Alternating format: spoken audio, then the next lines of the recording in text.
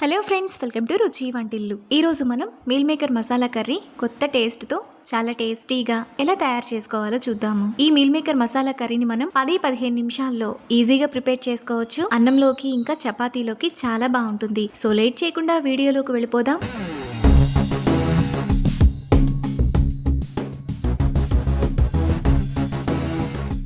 ముందుగా ఈ కర్రీ చేసుకోవడానికి మిక్సీ జార్ తీసుకొని అందులో 3 టేబుల్ స్పూన్ల ఫ్రై చేసుకున్న పల్లీలు, 6 జీడిపప్పు వేసుకొని మెత్తగా మిక్సీ వేసుకోవాలి.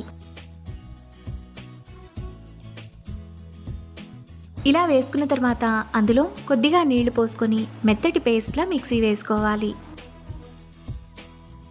పల్లీ జీడిపప్పు పేస్ట్ను ఇలా వేసుకున్న తర్వాత పక్కన పెట్టుకోవాలి. ఇప్పుడు ఒక మిక్సింగ్ బౌల్ తీసుకొని అందులో 1 tablespoon oil, 1/2 teaspoon పసుపు, 1 టీ స్పూన్ కారం, టేస్ట్కి తగినంత ఉప్పు, 1 టీ స్పూన్ ధనియాల పొడి, 1 teaspoon garam masala, 1 teaspoon chicken masala, 1/2 teaspoon అల్లం వెల్లుల్లి పేస్ట్, ముందుగా మిక్సీ వేసుకున్న పల్లీ జీడిపప్పు పేస్ట్, 4 టేబుల్ స్పూన్ల పెరుగు, సన్నగా తరిగిన కొత్తిమీర కొద్దిగా వేసుకొని మసాలా అంతా కలిసేలా బాగా కలుపుకోవాలి.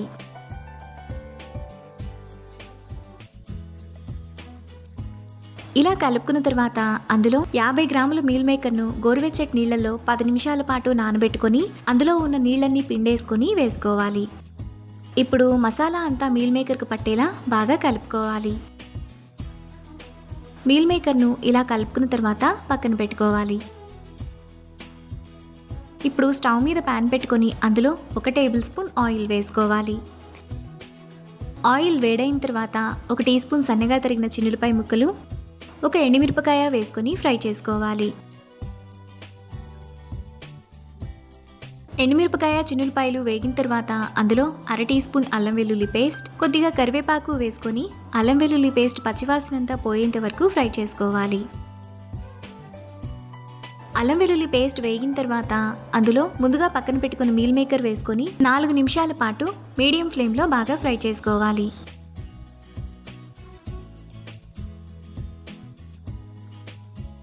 నాలుగు నిమిషాల తర్వాత మసాలాలోని ఆయిల్ అంతా ఇలా సైడ్స్కి వస్తుంది.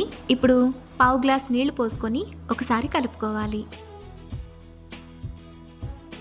ఇలా కలుపుకున్న తర్వాత మూత పెట్టుకొని మధ్య మధ్యలో కలుపుతూ 5 నిమిషాల పాటు మీడియం ఫ్లేమ్లో ఉడకనివ్వాలి.